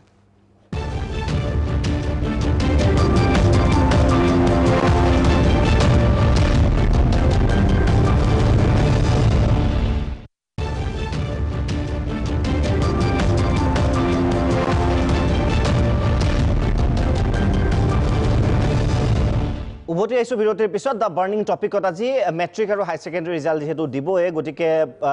গম পাইছে যে 15 তাৰিখে মেট্ৰিকৰ দিব আৰু 2 দিনৰ ভিতৰতে তাৰে অগা পিছাকৈ যদি চাওঁ হাই ছেকেণ্ডেৰীও দিব কি পঢ়িব তাৰপিছত কেনেদৰে আগবাঢ়িব গগৈ ডাঙৰীয়া আপোনাৰ ওচৰত আহিব বিচাৰোঁ যিসকলে পঢ়াত সাংঘাতিক চোকা নহয় আৰু ঘৰৰ অৱস্থাও সাংঘাতিক ভাল নহয় মানে দেউতাৰ পইচা দি চলিব নোৱাৰিব এটা বয়সৰ পিছত তেওঁলোকৰ বাবে কি কোৰ্চ আছে যে পঢ়িয়ে চাকৰিটো বা নিজৰ উপাৰ্জনৰ পথ পায় নাই তেনেকুৱা আমি বহু কোৰ্চ ইতিমধ্যে দিয়াইছোঁ ৰাষ্ট্ৰীয় মাধ্যমিক শিক্ষা অভিযানেও দিছে ভাল সুবিধা কৰি দিছে তাৰ ভিতৰত IT retail trade health care আপুনি সিকিউৰিটি সাৰ্ভিসৰ তাৰ পৰা এগ্ৰিকালচাৰ এই সাবজেক্টবোৰ দিয়া হৈছে এইবিলাক সাবজেক্ট লৈ অসমত যথেষ্টখিনি নিজকে প্ৰতিষ্ঠা কৰিব লাগে পাৰিব আৰু আমাৰ অসমৰ সমাজখনে এইবিলাক চাকৰি কৰা ল'ৰা ছোৱালীক বা মানে মানুহক সন্মান কৰিবলৈ শিকিব লাগে এটা সাৰ্ভেত মই পাইছিলোঁ মূল কাৰণ আমাৰ ল'ৰা ছোৱালী এই টেকনিক্যাল বা ভকেশনাল কোৰ্সবিলাকত নাযায় তেওঁলোকে বহুত লাজ কৰে আমাৰ সমাজখনে সন্মান নিদিয়ে আমাৰ সমাজখনে সন্মান নিদিলে আমি অসমখন আগবঢ়াই নিব নোৱাৰো এতিয়া এজনে যদি খেতি কৰে তেওঁ খেতি কৰাৰ ভাল জ্ঞানখিনি স্কুল কলেজতে লৈ লয় তাৰ পৰা যদি ভাল এখন ফাৰ্ম পাতি তেওঁ ফাৰ্মাৰ হয় যথেষ্ট লোনৰ সুবিধা আছে এইখিনি কৰিব পাৰিলে তেওঁক যদি সমাজখনে সন্মান দিও খেতিয়ক বুলি ভাল ঘৰৰ ভাল ছোৱালী এজনী বিয়া দিও এই কথাবিলাকো আহি যায় কিন্তু আজি ফাৰ্মাৰ কিয় নহয় ডেফিনেটলি এটো মানে ক'ব লগা হয় চৰকাৰী চাকৰি বুলি ক'লে চৰকাৰী চাকৰি চকীদাৰ হলেও বিয়া দিয়ে এতিয়া এগ্ৰিকালচাৰ সাবজেক্টটো মই অলপ বিসংগতি পাইছিলোঁ আমাৰ উচ্চতৰ মাধ্যমিকত BSc এগ্ৰি পঢ়িবলৈ যায় বায়োলজি কেমিষ্ট্ৰি ফিজিক্স বা মেথছ বা অন্য সাবজেক্ট লৈ কিন্তু এগ্ৰিকালচাৰ সাবজেক্টটো হায়াৰ সেকেন্ডাৰী পৰ্যায়ত নাছিল এই এগ্ৰিকালচাৰ সাবজেক্টটো লৈ BSc এগ্ৰি কৰিবলৈ খুব সুবিধা হয় যদি এগ্ৰিকালচাৰ আগতে পঢ়ি যায় আমি ভকেশনালতে হওক অন্যতে হওক এগ্ৰিকালচাৰ সাবজেক্ট দিছোঁ ফিজিক্স কেমিষ্ট্ৰি এগ্ৰিকালচাৰ আৰু বায়োলজি লৈ যদি আজি অসম কৃষি বিশ্ববিদ্যালয়ত এডমিশ্যন লৈগে সি এগ্ৰিকালচাৰ ক্ষেত্ৰত যথেষ্টখিনি মানে কাম কৰিব পাৰিব, ভাল নম্বৰ পাব, সেইখিনি অপৰচুনিটি আছে। আজি প্লাম্বাৰ লাগে, এইমছ প্ৰতিষ্ঠা হৈছে আমাৰ কাষতে মানে উত্তৰ গুৱাহাটীত। আমি উত্তৰ গুৱাহাটী মহাবিদ্যালয়ত কোৰ্চ কেইটামান দি দিছোঁ, প্লাম্বাৰ মানে পানী মেকানিক। আজি আপুনি গুৱাহাটী চিটিত 57-60 আমাৰ ৱাৰ্ড আছে, ইয়াত মই বিচাৰিলে এজন প্লাম্বাৰ মানে পানী মেকানিক নাপাওঁ, এজন ইলেক্ট্ৰিচিয়ান নাপাওঁ। তেওঁলোকৰ ইমানেই ডিমাণ্ড আছে, এটা ফোন নম্বৰ যদি আপোনাৰ প্ৰাক চেনেলত দি দিয়ে, মই প্লাম্বাৰ মোক আমুক ৱাৰ্ডত পাবা, তেওঁৰ তাৰমানে ভাল ইনকম। নকলোৱে নহয়, আপুনি আজি যদি মই ফোন এটা মাৰোঁ, ক'ৰবাৰ বাহিৰৰ ল'ৰা এটা আহে, তেওঁক মই ভালকৈ বুজাবই নোৱাৰোঁ আৰু কামবোৰো ভালকৈ কৰি নাযায়। অসমৰ ল'ৰাই এইখিনি অপৰচুনিটি ল'ব লাগিছিল। আজি আমি এটা ভুল কৰিলোঁ, যেতিয়া বগীবিল দলং বনাই আছিল, এই লুৰ গোটেই দলংখন, 130 জন ৱেল্ডাৰৰ ভিতৰত মাত্ৰ অসমৰ 23 জন আছিল, বাকীখিনি সকলো বাহিৰৰ। কিন্তু আমি এটা ভুল কৰিলোঁ, তাত এটা কোৰ্চ দিব লাগিছিল। আজি আমি মাজুলী, যোৰহাটত বহুত ঠাইত এই কোৰ্চবিলাক দি দিছোঁ ভকেচনেল, যাতে তেওঁলোকে ৱেল্ডিং কৰি সেই 100টা ল'ৰা বাহিৰৰ পৰা অহা বন্ধ কৰিব লাগিছিল। আজি জব বিচাৰি ফুৰিছে, তোমাৰ কোৱালিটি নাই, তোমাৰ এডুকেশ্যন নাই, তোমাৰ স্কিল নাই, তুমি প্ৰতিবাদ কৰিলে নহ'ব নহয়। গতিকে এইখিনি আমি শিক্ষা বিভাগে চিন্তা কৰিছোঁ, এই কোৰ্চবিলাক দি দিছোঁ। আজি এইমছত যদি 100 জন ইলেক্ট্ৰিচিয়ান লাগে, আমাৰ ওচৰতে পাব। আজি যদি প্লাম্বাৰ, পানী মেকানিক লাগিব, আমি নহয়, এইখিনি আমি এনেকুৱা কৰিছোঁ। আমি আৰ্ট অফ লিভিং ফাউণ্ডেশ্যনেও আমাক সহায় কৰিছে লাগাতাৰ তেখেতসকলে, কিন্তু ৰিচোৰ্চ পাৰ্চন আমাৰ লোকেল। আজি ITI যদি এজন ইলেক্ট্ৰিচিয়ান পাছ কৰি আছে, প্ৰেক্টিকেলি তেওঁ ভাল, তেওঁক সেই কোৰ্চটো লগাবলৈ দি দিছোঁ, তেওঁৱে কৰিছে লোকেল ল'ৰাৰ দ্বাৰা। টিচাৰ আপুনি বৰ হাই ফাই ইঞ্জিনিয়াৰ, আজি এই ইলেক্ট্ৰিফিকেশ্যনৰ কাম কৰিবলৈ ৱায়াৰমেন ইলেক্ট্ৰিচিয়ানজনহে লাগে, ইলেক্ট্ৰিকেল ইঞ্জিনিয়াৰজন নালাগে। কিন্তু চাব এই কথাখিনি ভাবিবা, আজি ঘৰ বনাবলৈ, আমাৰ আছাম টাইপৰ ঘৰটো বনাবলৈ আমি কেইজন চিভিল ইঞ্জিনিয়াৰ লগাওঁ? আমাৰতো এই ৰাজমিস্ত্ৰীজনেই আমাৰ চিভিল ইঞ্জিনিয়াৰ। গতিকে এই ৰাজমিস্ত্ৰীসকলক, এই খেতিয়কসকলক আমি স্কিলটো ডেভেলপ কৰি ল'লে অসমৰ যথেষ্টখিনি উন্নতি হ'ব। সেইখিনি আমি কৰিবলৈ গৈ আছোঁ। আপোনাৰ ওচৰত আহিব বিচাৰিছোঁ ছাৰক মই এটা অনুৰোধ কৰিব বিচাৰিছোঁ, মানে এই যে ক'লে যে আপুনি এইবিলাক সুবিধা আছে বুলি, কিন্তু বহুত ছাত্ৰ ছাত্ৰী আচলতে জ্ঞাত নহয়, ক'তনো পঢ়িব পাৰি। মানে সেইটো আচলতে বহুল প্ৰচাৰ লাগে, মানে কোন উচ্চতৰ মাধ্যমিক বিদ্যালয়ত আছে, মানে সেইখিনি বস্তু কোনখন ITIত কি আছে, মানে আমাৰ যেনে আচলতে বিজ্ঞাপনৰ আজিকালি যুগ এটা হিচাপে ভালো, মানে এটা হিচাপে বেয়া হয়। কিন্তু আমি নজনাৰ দুখত মানে আমাৰ গাঁৱে গাঁৱে বহুত ল'ৰা ছোৱালী মানে ক'তনো পঢ়িব, সেইটো সঠিক তথ্য নোপোৱাৰ দুখত মানে ল'ৰা ছোৱালীখিনি মানে থাকি গৈ পেলাই কনভেনশ্যনেল ডিগ্ৰীবিলাক কৰিবলগীয়া হৈছে। আপুনি যিটো প্ৰথমতে সেইটোৱে মই ভাবোঁ গুৰুত্বপূৰ্ণ, যে মেইন এজ আপোনাৰ 18ৰ পৰা 21-22 এইখিনিত শিকিব লগা সময়খিনিয়ে মেইন। নিশ্চয় আপোনাৰ ওচৰত আহিব বিচাৰিছোঁ। মই ধৰক সৰু উদাহৰণ দিছোঁ, আপুনি যিহেতু কেৰিয়াৰ কাউন্সিলিঙৰ জড়িত, বাহিৰৰ দেশৰো আপুনি তুলনামূলক অধ্যয়ন কৰিছে। মই ধৰক 80% পালোঁ ছায়েন্সত, ধৰি লোৱা হ'ল। মোৰ ঘৰত যথেষ্ট মাটি আছে খেতি কৰিবলৈ, মোৰ ইণ্টাৰেষ্টটো আছে, সেইটোৰ খেতি কৰি মই স্বাৱলম্বী হ'ব পাৰিম নে নাই? মানে বহুতে ভাবে, মানে মোৰ ইণ্টাৰেষ্টটো যদি আছে, মাটিও আছে ঘৰত, আৰু মই 80% কিন্তু পাইছোঁ। 80% এতিয়া আৰম্ভ হৈছে ইণ্ডিয়াত, মেবি অসম নৰ্থ ইষ্টত অহা নাই। এতিয়া যদি আপুনি চাই, এনেকুৱা মই দেখিছোঁ এক্সাম্পল, হাৰিয়ানা, পাঞ্জাৱত এনেকুৱাও ষ্টুডেণ্ট আছে IIMITৰ পৰা পাছ কৰি ঘূৰি আহি নিজৰ দেউতাকৰ খেতিত লাগিছে। এটা মই কিবা ডকুমেণ্টাৰী চাইছিলোঁ, তেওঁলোকে কৈ আছে তেওঁলোকৰ ফেমিলি ইনকাম, কৈছে টেক্সএবল ইনকাম হৈছে 5 crore rupees পাৰ ইয়েৰ। গতিকে তেওঁলোকে বেলেগত চাকৰি কৰা প্ৰশ্ন নুঠে, কম্পিটিটিভ মাল্টিনেশ্যনেল কোম্পানী। লগতে কি কৰিছে, তেওঁলোকে 10টাক জব দিব পাৰিছে, তাৰ লগত তেওঁ কাম কৰাব পাৰিছে। গতিকে পাৰি, মই ভাবোঁ যদি তেওঁলোকে টেকন'লজি, মানে কি হয়, মই অলৰেডি আপোনাক কৈছোঁ যে ডিফাৰেণ্ট টাইপৰ প্ৰফেশ্যনত যাব লাগিব। এনেকুৱা নহয় মই 80% পালোঁ যে তাক জোৰ জবস্তি মই ডক্টৰ বনালে নহ'বগৈ, কাৰণ প্ৰফেশ্যনটো বদলাই থাকিব। আৰু মাটিখিনি আছে যদি মাটি বিক্ৰী কৰি ঘোষ দি চাকৰি লোৱাটো প্ৰৱণতাটো কমন চলি আছে, কিন্তু এতিয়াও কিন্তু চলি আছে, এইটো আপুনি জানে, চবেই জানে, এইটো আমাৰ তাত চলি আছে। মানে কি হৈছে, এতিয়া মই এনেকুৱা দেখিছোঁ পেৰেণ্টছখিনি কিন্তু এতিয়াও বিচাৰে যে মোৰ মানে ল'ৰা বা ছোৱালীজনী এনেকুৱা এটা চাকৰি পাওক,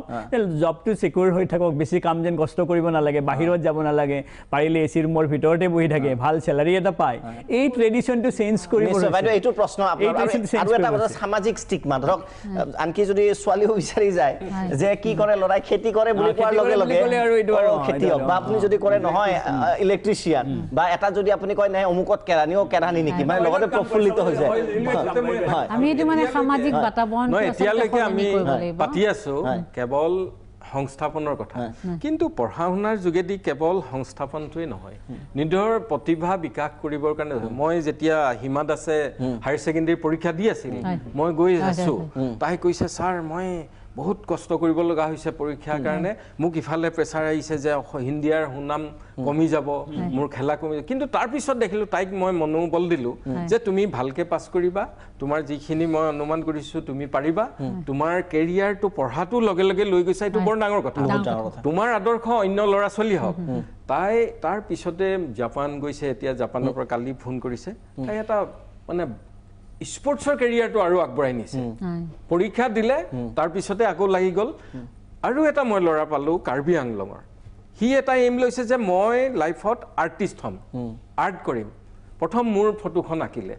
তাৰ পৰা তেখেতে গ'লগে নৰেন্দ্ৰ মোদী আমাৰ মাননীয় প্ৰধানমন্ত্ৰী ওচৰলৈ তাত তেখেতে অলপমান পইচা পাতি দিলে তেওঁ এতিয়া আমাৰ গভৰ্ণমেণ্ট যিখন আৰ্ট কলেজ তাত পঢ়িছে তেওঁ কৈছে যে আৰ্টত ইমান অপৰচুনিটি আছে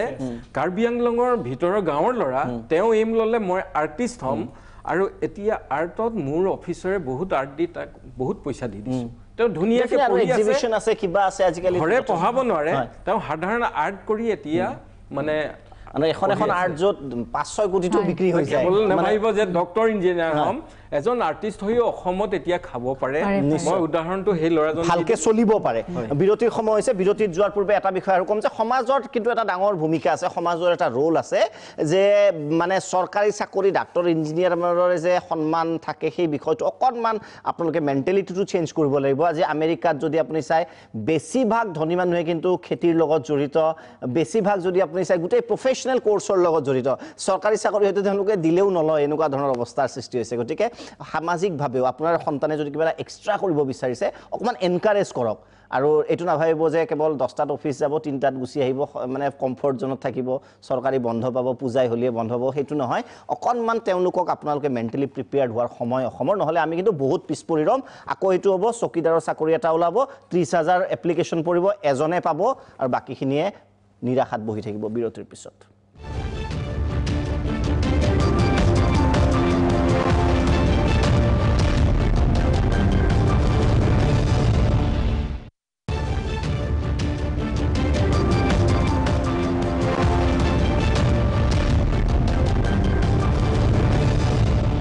উভতি আছোঁ বিৰতিৰ পিছত দ্য বাৰ্ণিং টপিকলৈ আজি আমি কথা পাতি আছোঁ আকৌ কৈছোঁ যিহেতু মেট্ৰিক আৰু হাই ছেকেণ্ডেৰীৰ ফলাফল সমাগত CBSEৰ ঘোষণা কৰা হ'ল সংসদ আৰু সেবাই খুব সোনকালে ঘোষণা কৰিব তাৰ পিছত কি পঢ়া যাব কেনেদৰে আগবাঢ়িব পাৰিব সেই সম্পৰ্কে আমি আভাস দিয়াৰ চেষ্টা কৰিছোঁ অসম জাতীয় বিদ্যালয়ৰ জ্যেষ্ঠ শিক্ষয়িত্ৰী আছে আপোনাৰ বাইদেউ আপোনাৰ ওচৰত আহিব বিচাৰিছোঁ সোশ্যাল যেটো মই কৈছিলোঁ যে অকণমান সোশ্যালিও ফ্লেক্সিবল হ'ব লাগিব মাক দেউতাক নহ'লে মানে আল্টিমেটলি এনেই সন্তানটোক 30-35 বছৰ বয়সত ফ্ৰাষ্ট্ৰেশ্যনত আহি যায় BA গ্ৰেজুৱেশ্যনৰ চাৰ্টিফিকেট এখন থাকে চাকৰি বিচাৰি হাবাতুৰি খাই ডিমাণ্ড ড্ৰাফ্ট কাটি অৱস্থা বেয়া হয় গতিকে সেই ফ্ৰাষ্ট্ৰেশ্যনটো নাহে যাতে অভিভাৱকৰো এটা ভূমিকা থাকিব এনকাৰেজ কৰিব লাগিব অভিভাৱকৰো ভূমিকা থাকে আৰু লগতে ছাত্ৰ ছাত্ৰীসকলৰো এক ভূমিকা থাকে এতিয়া আমি যদি আৰম্ভ কৰোঁ কথাটো যে আমাৰ যিটো পদ্ধতি শিক্ষা গ্ৰহণৰ হেতু মেট্ৰিক হায়াৰ সেকেন্ডাৰী পাস কৰাৰ লগত যেতিয়া আৰম্ভ হ'ব প্ৰথমে আসলে ছাত্ৰ ছাত্ৰীসকলে নিজে ঠিক কৰি ল'ব লাগিব যে কোনটো বিষয় তেওঁৰ কাৰণে মনোগ্ৰাহী হ'ব কোনটো বিষয়ত তেওঁ আগ্ৰহ তেওঁৰ জন্মিব কোনটো বিষয়ত তেওঁৰ ইন্টাৰেষ্ট আছে সেই কথাটো নিজে ঠিক কৰি ল'ব লাগিব আৰু আজিকালি এনেকুৱা যে তেওঁলোকে সেই বিষয়ৰ পাঠ্যপুথিও আনকি কিতাপৰ দোকানলৈ গৈ চাই ল'ব পাৰে সেই কথাটো আসলে খুব জৰুৰী সেই কিতাপবোৰ চালেও তেওঁ এটা মানে ধাৰণা কৰি ল'ব পাৰিব যে তেওঁ সেই বিষয়বোৰ পঢ়িলে তেওঁৰ ভাল লাগিব আৰু এই যে ভাল লগা আৰু ভাল নলগা শুনাত খুব সৰু শব্দ এটা সহজ শব্দ এটা কিন্তু সেই ভাল লগা ভাল নলগাই আসলতে মানুহক বহুত দূৰলৈ আগুৱাই লৈ যায় যদি সেই বিষয় এটা ভাল লাগে সেই বিষয়টো তেওঁ খৰচি মাৰি পঢ়িবলৈ ইচ্ছা কৰিব আৰু যদি বেয়া লাগে তেতিয়াহ'লে তেওঁ তালৈ কাষৰ ওচৰলৈ যাবলৈ ইচ্ছা নকৰিব তাৰ পিছতে কৈছোঁ যে আসলতে অভিভাৱকসকলেও এই ক্ষেত্ৰত এক মুখ্য ভূমিকা গ্ৰহণ কৰিব লাগিব অভিভাৱকসকলে এইটো কথা চাব লাগিব যে তেওঁলোকৰ সপোনবোৰ ল'ৰা ছোৱালীৰ গাত মানে প্ৰতিফলিত কৰিবলৈ চাব নালাগে বহুত পিতৃ মাতৃয়ে নিজে হয়তো কিবা এটা কৰিব বিচাৰিছিল কিন্তু সেইটো কৰিব নোৱাৰিলে সেইকাৰণে জোৰ জবৰদস্তি তেওঁলোকে কি কৰে তেওঁলোকৰ সন্তানক সেই দিশত লৈ যাবলৈ বিচাৰে আৰু সেইটোৱে বহুত কথা বেলেগ কৰি দিয়ে সেই ক্ষেত্ৰত আচলতে আমি সজাগ হ'বৰ হ'ল আৰু আজি মই খুব ভাল পাইছোঁ এই ধৰণৰ যে আপোনালোকে এটা সজাগতামূলক অনুষ্ঠান বুলি কৈছোঁ মানুহসকল অকণমান সচেতন হ'ব বহুতে হয়তো এই অনুষ্ঠানটো এইকাৰণেই চাব যে হয়ো আমি কি কৰিম এতিয়া আৰ্টছ পঢ়িব নে সায়েন্স পঢ়িব নে কমাৰ্চ পঢ়িব সেইটো একেবাৰে একান্ত ব্যক্তিগত কথা এজন শিক্ষাৰ্থীৰ কাৰণে ছাত্ৰ বা ছাত্ৰীৰ কাৰণে কিন্তু সেই কথাটো ব্যক্তিগত কথা যদিও তেওঁ বাৰে বাৰে ভাবি চাব লাগিব যে সেই বিষয়টোত তেওঁ লাগি থাকিব পাৰিব নে নোৱাৰে সেই কথাটো ঠিক কৰি ল'ব লাগিব আপোনাৰ হাই ছেকেণ্ডাৰী পাছ কৰি ধৰক যদি যিকোনো এটা প্ৰফেশ্যনেল কোৰ্চ কৰা হ'ল বহুত অভিভাৱকে ভাবিও এটা ৰিস্ক লোৱা হ'ব নেকি মানে অভিভাৱকৰ যিটো কমন কনচেপ্ট যে বিএটো পাছ কৰিলেও কমচে কম এইটো এটা মানে ধাৰণা থাকে যে হঠাৎ যদি সেইটো প্ৰফেশ্যনেল কোৰ্চত যদি ক্লিক নকৰোঁ আমাৰ কি হ'ব গতিকে বিএ পাছ কৰাটো মানে বাধ্যতামূলক নেকি সকলো ক্ষেত্ৰত আৰু কিমান ৰিস্ক ফেক্টৰটো কিমান থাকে এই ট্ৰেণ্ডটো চলি আছে এতিয়াও চলি আছে মই দেখিছোঁ কাৰণ মই পেৰেণ্টছবোৰক লগ পাই থাকোঁ কাৰণ পেৰেণ্টছবোৰে কয় আগতে পোষ্ট গ্ৰেজুৱেশ্যন কৰি লওক বা গ্ৰেজুৱেশ্যন কৰি লওক কিন্তু এতিয়া এনেকুৱা যে হায়াৰ ছেকেণ্ডেৰী কোনোবাই মই কৈছোঁ তাত বহুত কেনেকুৱা কোৰ্চ আহিছে এতিয়া ইণ্ডিয়াত যদি ক্লাছ কোনোবা হায়াৰ ছেকেণ্ডেৰী ছায়েন্সত চাপ'জ ইমান ভাল মাৰ্কছ নাপালে সি BSc কৰাতকৈ এনেকুৱা ধৰণৰ কোৰ্চ আহিছে চাপ'জ যেনেকুৱা technician in health management health care management এতিয়া হেল্থ কেয়াৰ ইণ্ডিয়াত বহুত ডাঙৰ ছেক্টৰ হয় তাৰ টেকনিচিয়ান বহুত ইম্পৰ্টেণ্ট তাৰ জবটো এতিয়াও ভেকেঞ্চি থাকে সেনেকুৱা নাই তাৰ কাৰণে এনেকুৱা 2 বছৰীয়া 3 বছৰীয়া কোৰ্চ আছে তেওঁলোকে যদি ডিপ্ল'মা যদি হেল্থ কেয়াৰ মেনেজমেণ্টত কৰে লগালগ তেওঁলোকে জব পাব এইটো চিন্তা কৰিব নালাগে যে তেওঁ গ্ৰেজুৱেশ্যনটো কৰি বহুতে ভয় খায় মানে BScটো নকৰিলে কি হ'ব মোৰ পিছত কি হ'ব এইটো নহয় এইটো ভয় খাবলৈ ইয়াত কোনো কাৰণ নাই ইয়াত ভয় খাবলৈ কিয় কাৰণ নাই কাৰণ BSc কৰিও সাংঘাতিক একো এচিভ নহয় যদি নৰ্মেলি পাছ কৰে কমনখিনিটো BSc কৰি আছে তেওঁলোকে মই সদায় সাজেষ্ট কৰোঁ মানুহক যে অলপ যেন ডিফাৰেণ্ট টাইপৰ বস্তু পঢ়ে কাৰণ তেতিয়া নহ'লে কি হ'ব এটা বস্তুৰ কাৰণে চবেই এপ্লাই কৰিব কমন হৈ যাব অলপ আনকমন হ'ব লাগে এতিয়া মই যিবোৰ মানে ইউৰোপিয়ান কাণ্ট্ৰিবোৰত দেখিছোঁ তাত আজিকালি কোৰ্চবোৰ বদলিছে এতিয়া যেনেকুৱা আমাৰ আৰ্টছ চায়েন্স কমাৰ্চ বুলি আছে তাত আজিকালি ইমান বেছি এইবোৰ ষ্ট্ৰীমবোৰ নাই এতিয়া মানুহে এনেকুৱা কৰিব পাৰে ফিজিক্সৰ লগত জিঅ'গ্ৰাফি মানুহ পঢ়িছে তেওঁ ছাত্ৰজনে কি ভাল পায় সেই ছাবজেক্টটো পঢ়িব দিছে আমাৰ যেনেকৈ এটা ৰেষ্ট্ৰিকশ্যন আছে যে ছায়েন্স পঢ়িলেই ফিজিক্স কেমেষ্ট্ৰি পঢ়িব মেথছে পঢ়িব লাগিব এনেকুৱা ধৰণৰ কথা নাই গতিকে মই ভাবোঁ যদি ইন ফিউচাৰৰ কাৰণে তেওঁলোকে এটা ষ্টাডি কৰিব লাগে লগতে মই পেৰেণ্টছক অনুৰোধ জনাম যিহেতু ৰিজাল্ট দিব যে তেওঁলোকে এটলিষ্ট ল'ৰা ছোৱালীৰ কথা শুনক তেওঁলোকে কি কৰিব বিচাৰিছে পেৰেণ্টছে যেন নিজে ডিচিশ্যন নলয় তেওঁলোকে যেন ভাবে নাই এইটো কৰিব লাগিব আৰু এটা বস্তু মই দেখিছোঁ আমি বহুতে ছ'চাইটিৰ লগত যাওঁ মানে মই এনেকুৱা দেখিছোঁ যে তেওঁলোকে ভাবে যে মোৰ ফ্ৰেণ্ডজনৰ ল'ৰাজনে এইটো পঢ়িছে সি মেডিকেলত ছিট পাই গ'ল মোৰজন নাপালে তেওঁলোকে তেতিয়াৰ পৰাই বস্তুটো কান্দি থাকে যে তেওঁ তাক গালি দি থাকে তেওঁ কিয় নাপালি তেওঁলোকে কৰি আছে গতিকে আমি কম্পিটিশ্যনটো অলপ নিজৰ লগত কৰিব পাৰিলে ভাল কাৰণ যদি বেলেগৰ লগত কম্পিটিশ্যনটো নকৰোঁ কাৰণ এইটো বস্তু প্ৰব্লেম কৰে আপুনি কিবা এটা ক'ব বিচাৰিছে বৈশ্যদেৱে ঠিকেই কৈছে এই যে ফিজিক্সৰ লগত জিঅ'গ্ৰাফি পঢ়িব পাৰে আমাৰ আসাম হায়াৰ ছেকেণ্ডেৰী এডুকেশ্যন কাউন্সিলতে তেনেকুৱা এটা অপৰচুনিটি আছে যিটো আসাম মানে অপেন স্কুলিং বুলি কোৱা হয় অসম মুক্ত বিদ্যালয়ত ষ্ট্ৰীমলেছ সাবজেক্ট কিছুমান আমি দিওঁ আফটাৰ মেট্ৰিকুলেশ্যন মেট্ৰিক পাছ কৰাৰ পিছতে এই সাবজেক্ট লৈ সেই ল'ৰাজনে যদি ড্ৰাইভাৰো কৰি ফুৰে তেওঁ দেওবাৰে কোচিং কৰিব লাগিব আমাৰ ইয়াত স্কুলবিলাকত আছে কোচিং কৰাৰ পিছত তেখেতে পৰীক্ষা দিব পাৰিব 2 বছৰৰ পিছত তেওঁ হায়াৰ ছেকেণ্ডেৰী ফিজিক্স ল'লে পলিটিকেল সায়েন্স ল'লে তেওঁ প্ৰেক্টিকেল সাবজেক্টও লৈছে ষ্ট্ৰীমলেছ সাবজেক্ট আছে মই দেখা পাইছোঁ বহু ল'ৰা হায়াৰ ছেকেণ্ডেৰী ফেইল কৰে আমি আজি পাছ কৰাসকলৰ কথাই চিন্তা কৰি আছোঁ কিন্তু মই এজন বিষয়া হিচাপে চিন্তা কৰিছোঁ ফেইল কৰাসকলে কি কৰিব ক'ত যাব ফেইল কৰাসকলৰ কাৰণেও আমি চিন্তা কৰিব লাগিব তেওঁলোকক মই কৈছোঁ যে হয় তেওঁলোকে নেক্সট ইয়াৰ পৰীক্ষা দিবৰ কাৰণে আকৌ এডমিশ্যন ল'ব কোনোবা এখনত কোনো সংকোচবোধ কৰিব নালাগে তেওঁলোকৰ এই সময়ছোৱা নিজে সিদ্ধান্ত লোৱাৰ সময় মই প্ৰথমেই কৈছিলোঁ যে তেওঁলোকে 18 বছৰ বয়স পাৰ কৰাৰ পিছত নাগৰিকত্ব পায় নাগৰিকত্ব লোৱা মানে তেওঁলোকে সিদ্ধান্ত নিজৰ বিবেক বিবেচনা এই কথাবোৰ আহে গতিকে তেখেতসকলে মানে আমাৰ ছাত্ৰ ছাত্ৰীসকলে এটা সিদ্ধান্ত লওক মই কি ছাবজেক্ট ল'ম এইকেইদিন ঘৰত হওক তেখেতসকলৰ শিক্ষকসকলৰ লগত আলোচনা কৰক যে এই সাবজেক্টটো ল'লে মোৰ ভৱিষ্যতে কি কৰিবগে পাৰিম গতিকে এইখিনি ফেইল কৰিলেও আজি হায়াৰ ছেকেণ্ডেৰী ফেইল কৰিলেও তেওঁলোকে আমাৰ মুক্ত বিদ্যালয়ত পঢ়ি হায়াৰ ছেকেণ্ডেৰী পাছ কৰি আকৌ গ্ৰেজুৱেশ্যন কৰিবলৈ এডমিশ্যন ল'ব পাৰিব তেনেকুৱা ভাল উকালতি কৰা আমাৰ গুৱাহাটী হাইকোৰ্টতে আছে যিসকলে মুক্ত বিদ্যালয়ত পঢ়ি গৈ পিছত গ্ৰেজুৱেশ্যন কৰি ভাল লয়াৰ হৈছেগে কিন্তু এটা কথা মই বিৰতিৰ সময় হৈছে এটা বিৰতিৰ সময় হৈছে আকৌ কৈছোঁ সমাজৰ কনচেপ্টৰ সম্পৰ্কে কাৰণ এইটো খুব গুৰুত্বপূৰ্ণ হয় হাই ছেকেণ্ডেৰী ৰিজাল্ট এতিয়া ধৰা হ'ল প্ৰব্লেমবিলাক ক'ত আহে প্ৰেক্টিকেলি চুবুৰীয়া দুঘৰ আছে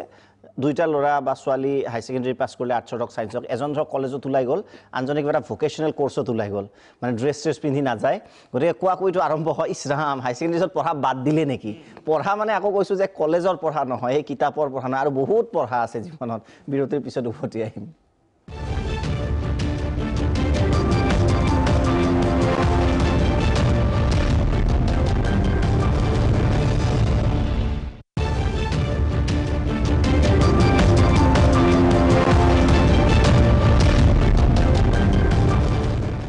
উভতি আহিছোঁ বিৰতিৰ পিছত অপৰ্ণা দেৱী বাইদেউ আপোনাৰ ওচৰত আহিব বিচাৰিছোঁ মই তেতিয়া কোৱা অলপ ৰৈ গ'ল যোৱা শনিবাৰে এজন ল'ৰাক লগ পাইছিলোঁ যুৱ উদ্যোগী দেৱাংগ পল্লৱ শইকীয়া তেওঁ ইংৰাজী সাহিত্যত স্নাতকোত্তৰ ডিগ্ৰী লাভ কৰি এতিয়া স্বনিৰ্ভৰশীল হৈছে কলাখাৰ বুলি পেলাই এটা তেওঁ অনুষ্ঠান খাৰখোৱা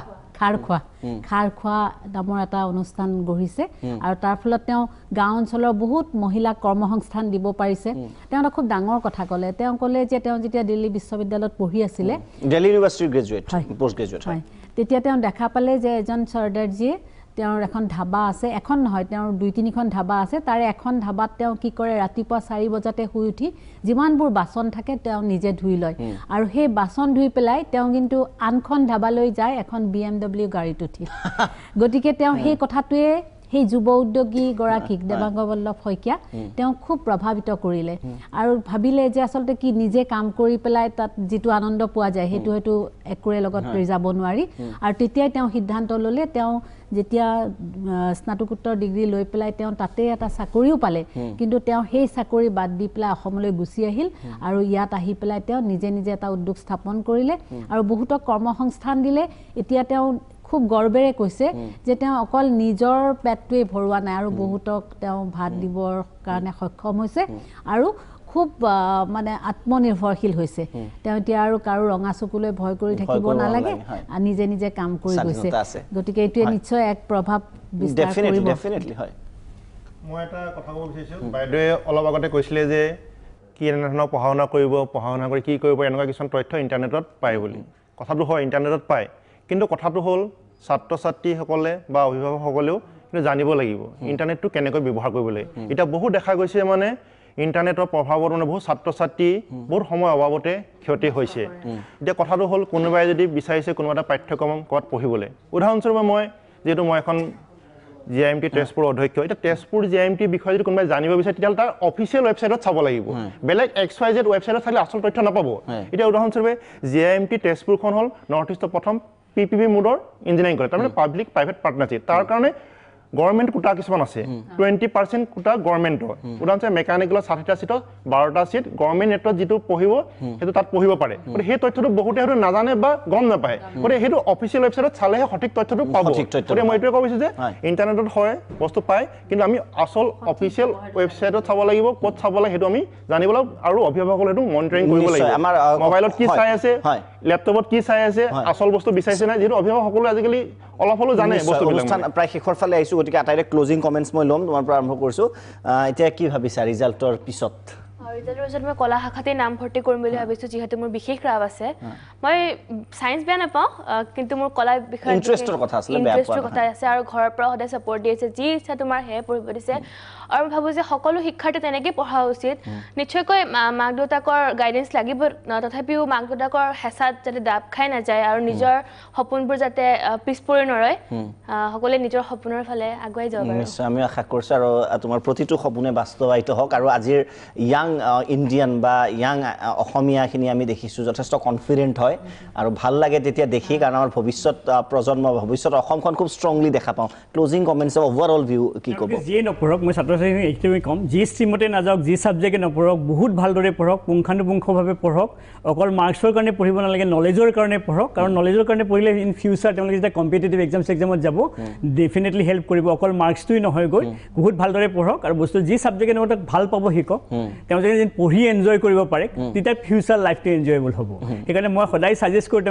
তেওঁলোকে এটা বাছি লওক যে মই এইটো ছাবজেক্ট পঢ়িম বহুত ভালদৰে পঢ়িম কিমান মাৰ্কছ আহিছে ইনিচিয়েলি ইমান চিন্তা কৰিব নালাগে মই বুজি পাইছোঁ নে নাই লগত তেওঁলোকে টিচাৰৰ লগত কথা পাতক যে এইটো কেনেকৈ বেটাৰ কৰিব পাৰি আৰু ডে বাই ডে বেটাৰ ৰিজাল্ট যেন কৰিব পাৰি থিংকিংটো অকণ ৱাইড আৰু থিংকিংটো অলপ ৱাইড কৰিব লাগে আৰু মই ষ্টিল আৰু ফাইনেলি এইটো বস্তু কৈছোঁ অলপ বেলেগকে চিন্তা কৰিব পাৰিলে ভাল মানে সেইটোৰ পৰা আকৌ তেওঁ পইচা আৰ্ণ কৰিব পাৰিব না সেইটো লাগিব অলপ বেলেগকে চিন্তা কৰক তেতিয়া চাগে ৰাস্তাটো তেওঁৰ কাৰণে অলপ বেছি মুকলি থাকিব যদি মই মানে গোটেইকেইটা একা ৰাস্তাত আমি অলপ বেলেগকে যদি আমি যাব চেষ্টা কৰোঁ মই ভাবোঁ ফিউচাৰটো তেওঁলোকৰ কাৰণে বেছি বেটাৰ হ'ব আৰু তেওঁলোকে নিজে এক্সাম্পল ছেট কৰিব পাৰিব এইটো বহুত ইম্পৰ্টেণ্ট হয় কাৰণ মই বেলেগৰ এক্সাম্পল লোৱাতকৈ যদি মই এটা নিজে এক্সাম্পল ছেট কৰিব পাৰোঁ যিটো মই কৰি ছাকচেছ হৈছোঁ চাগে মোক 10টাই ফ'ল' কৰিব নিশ্চয় শেষ মন্তব্য দীঘলীয়াকৈ কওক আপুনি অলপ প্ৰথমে যিসকলে ফলাফল ল'ব এই কিছুদিনৰ পিছত উচ্চতৰ মাধ্যমিক আৰু আমাৰ হাইস্কুল শিক্ষান্ত পৰীক্ষা তেওঁলোকক মই প্ৰথমে শুভেচ্ছা জ্ঞাপন কৰি লৈছোঁ অসম এনেকুৱা এখন দেশ বা নৰ্থ ইষ্ট ইয়াত বহুত স্কোপ আছে বহুত মানে অপৰচুনিটি আছে সেইখিনি ধৰি ৰাখিব আমাৰ উঠি অহা চামে পাৰিব লাগিব যিহেতু 19 বছৰ বয়সত শংকৰদেৱে